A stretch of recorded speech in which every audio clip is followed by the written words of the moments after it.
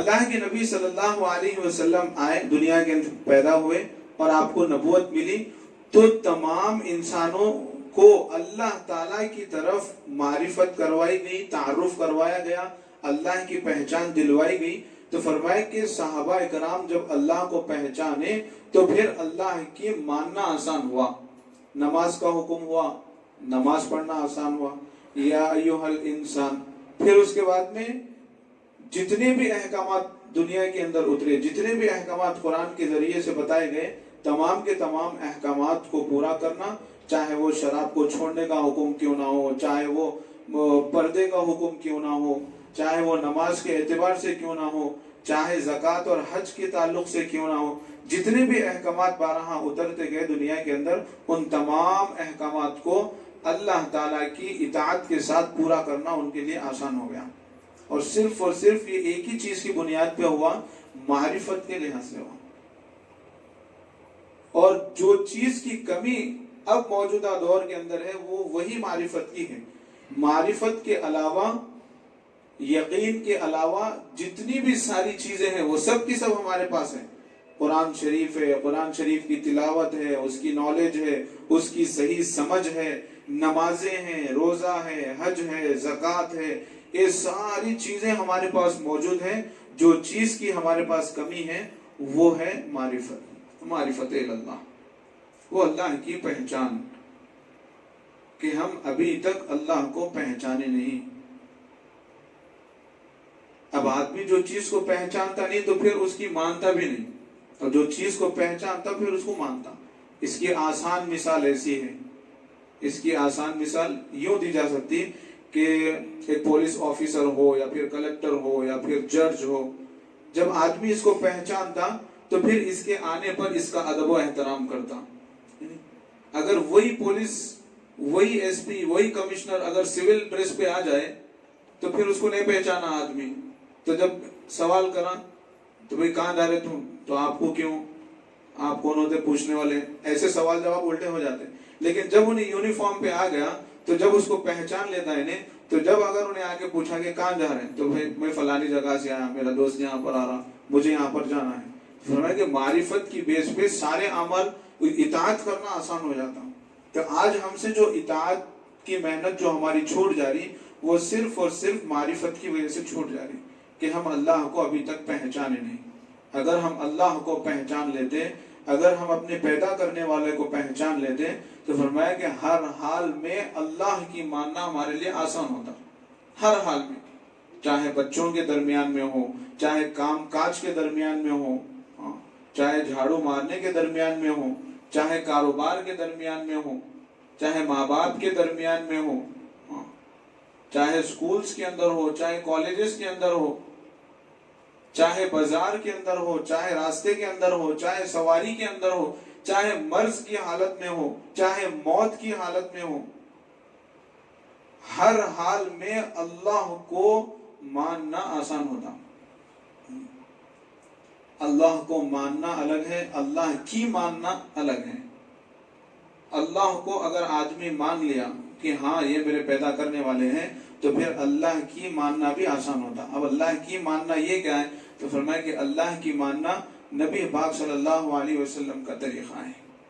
قل ان کنتم تحبون اللہ فاتبعونی یحببکم اللہ، وقال اللہ تبارک وتعالی قل اطیعوا اللہ واطیعوا الرسول۔ اللہ نے یہ احکامات دیے ہیں،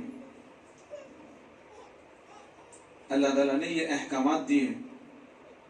اب یہ احکامات کو پورا کرنا یہ اللہ کی ماننا ہے۔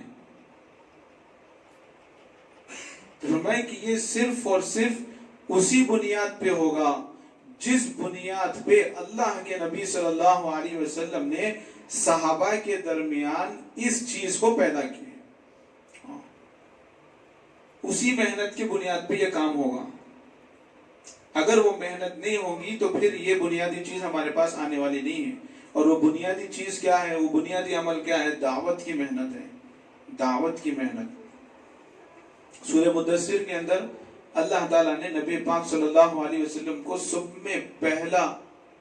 میں پہلی حکمن آیت جو نازل ہوئی اللہ کے نبی صلی اللہ علیہ وسلم کے اوپر، وہ سورہ مدثر کی آیت تھی، یا ایھا المدثر قم فانذر وربک فکبر۔ اس کے اندر حکم دیا گیا اللہ کے نبی صلی اللہ علیہ وسلم کو۔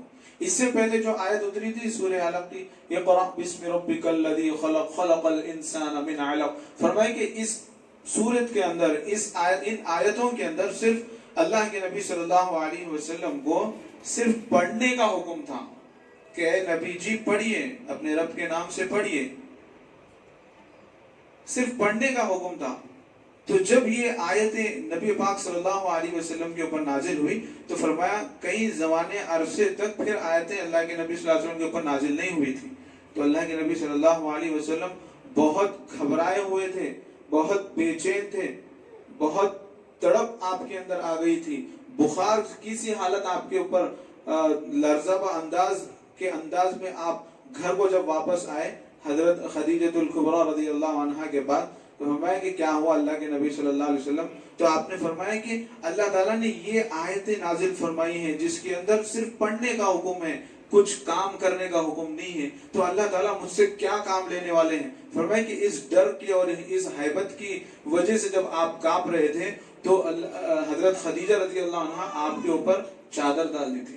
حضرت خدیجہ رضی اللہ عنہ سے فرمایا کہ اے خدیجہ مجھے چادر اڑا دو کہ مجھے تکلیف ہو رہی ہے، مجھے کپکپی آ رہی ہے، مجھے بخار سا آ رہا ہے۔ تو فرمایا کہ اسی موقع پر چند زمانے کے بعد میں جب قرآن کی آیت اتری سورہ مدثر کی، یا ایھا المدثر، اے چادر اوڑھنے والے نبی جی اٹھیے، وربک فکبر، اپنے رب کی بڑائی کو بیان کیجئے لوگوں کے اندر۔ تو یہاں پر حکم ملا آپ کو، اس سے پہلے کوئی حکم کی آیت نہیں نازل ہوئی تھی۔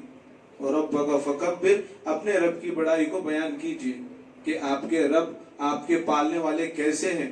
تو فرمایا کہ جب یہ محنت چلتی گئی تو لوگوں کے اندر اللہ کا تعارف ہوا، اللہ کو پہچانے، تو پھر اس کے بعد میں حکمن آیتیں جو احکامات کی اتری، نماز کی، روزے کی، حج کی، زکوٰۃ کی اور صدقے کی، پردے کی، یہ سارے احکامات جیسا اترے تو فرمایا صحابہ کے اوپر یہ کام کرنا آسان ہوا۔ آج ہمارے پاس یہ سارے اعمال ہیں، لیکن جو چیز کی کمی ہے وہ پہلی محنت جو اللہ کے نبی صلی اللہ علیہ وسلم کے اوپر بتائی گئی تھی وہ حکمن آیت، اسی چیز کے اندر ہماری کمی ہے۔ اور ہمارا اللہ کے راستے میں نکلنا، ہمارا اللہ کے راستے میں جڑنا، یا پھر اللہ کے لیے ہمارا اجتماع کے اندر جمع ہونا، دین کی بات کا سننا، دین کی بات کا بولنا، ملاقاتوں کے اندر جانا، فرمایا کہ مسجد کے اعمال کے اندر مردان حضرات کو جڑنا، فرمایا یہ سارے کے سارے اعمال صرف اور صرف اس دعوت کی بنیاد پہ ہیں، دعوت کی بنیاد پہ۔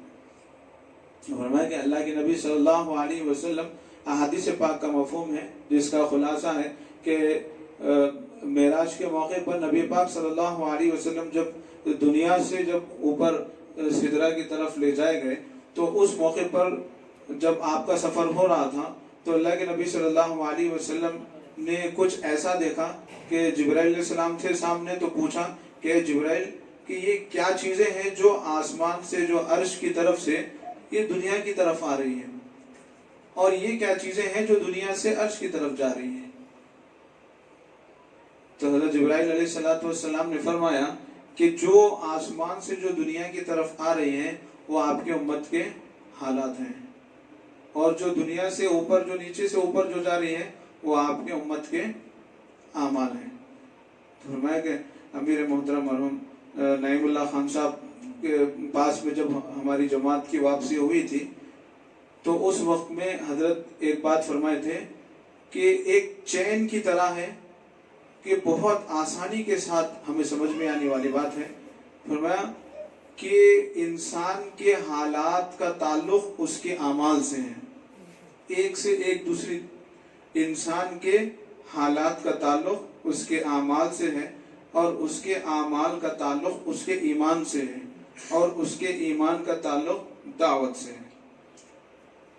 حالات اعمال کے اعتبار سے اتریں گے، اعمال ایمان کے اعتبار سے ہی ہوں گا، جتنا ایمان قوی ہوں گا، جتنا ایمان مضبوط ہوں گا، اعمال بھی ویسے مضبوط ہوں گے، اعمال جتنے مضبوط ہوں گے تو حالات بھی ویسے ہی ہوں گے۔ تو فرمایا کہ ایمان جو مضبوط ہوگا وہ دعوت کی محنت سے ہوگا، کہ جتنی دعوت کی محنت کے اندر، دعوت کے اعمال کے اندر جتنی ہماری محنتیں ہوں گی تو اتنا ہی ایمان ہمارا मजबूत होगा। अगर ये मेहनत को हम छोड़ दिए, इस मेहनत को हम जरूरी नहीं, हालांकि देखा जाए तो बुनियादी मेहनत है, बुनियादी मेहनत है। हालात को सुधारने के लिए हम दूसरी चीजों के अंदर तलाश करें कि भाई मेरे हालात कैसे ठीक हो जाएं। माल के जरिए से अपने हालात को हम दुरुस्त करेंगे, अपनी गरीबी को